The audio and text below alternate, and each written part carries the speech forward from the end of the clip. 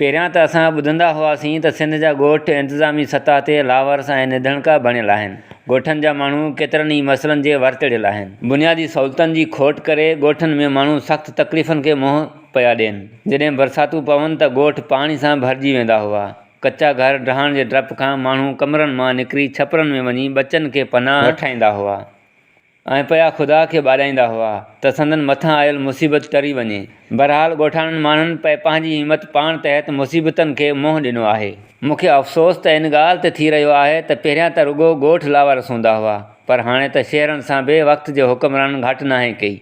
थोरी पयल बरसाति घोटकी ज़िले जे शहरनि मीरपुर माथिलो, जरवार, दादलिगारी, ॾेहरकी समेत ॿियनि शहरनि जी इंतिज़ामिया जा पोल पधिरा करे छॾिया आहिनि। जॾहिं बरसाति पई त शहर ॿुॾी विया। माण्हुनि जे घरनि में गोॾे जेॾो पाणी बीहजी वियो।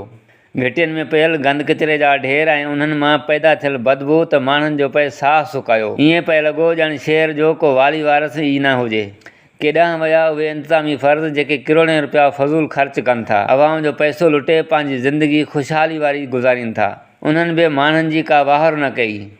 इन जो सबूत मीरपुर माथिलो मां हासिलु करे सघिजे थो, जेको ज़िला घोटकी जो हेडक्वार्टर शहर आहे, जंहिंखे चंद क़दमनि ते ज़रई बहाइण जी वॾी फैक्ट्री मौजूदु आहे, जिते शहर जे मेन चौक, घंटाघर ऐं मिठाई चौक ढंढ जो ॾेख ॾेई रहियो आहे।